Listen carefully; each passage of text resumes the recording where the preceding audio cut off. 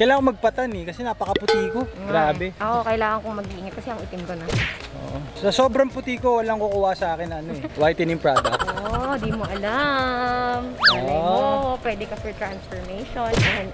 Hindi, ako naman masaya naman ako kahit anong kulay. Actually, Be proud of your own skin color.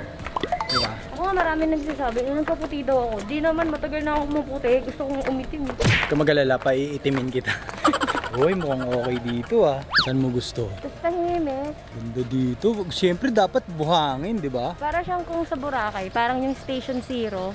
Oo nga eh. Yung Crimson. Walang katao-tao. Solid na solid dito. Tsaka, na-excite ako, Mi.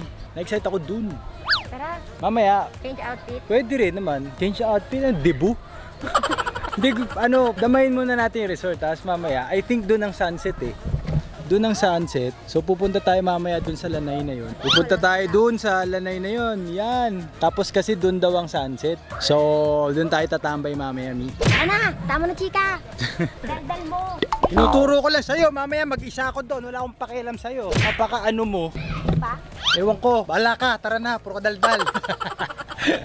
Pull muna tayo. Pull muna tayo. Talagat ko si Gerald. Tanong ako ng tanong sa'yo. Tapos pag nagdesisyon ako, ikaw na yung ano. Ako na nga maghahawak. Yan. Ako na yung mali. Ganito tayo guys ha. Kung sino man mag-edit nito, huwag yung tatanggalin kung mag-away kami ha.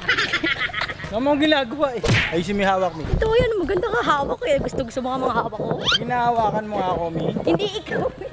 Sabi mo, gusto mo yung mga hawak. Mga hawak ko dito sa camera. Kaya nga, maski nga ako pag hinahawakan Bakit mo. bumaliktad? Huwag mo nang pansinin. Hihirapan pa yung editor natin eh. Hindi naman tayo baliktad sa shot eh. Pakalakas ng boses ito si Gerald. Kami lang nandito. Nag-e-echo yung... Kasi maliit yung mic natin.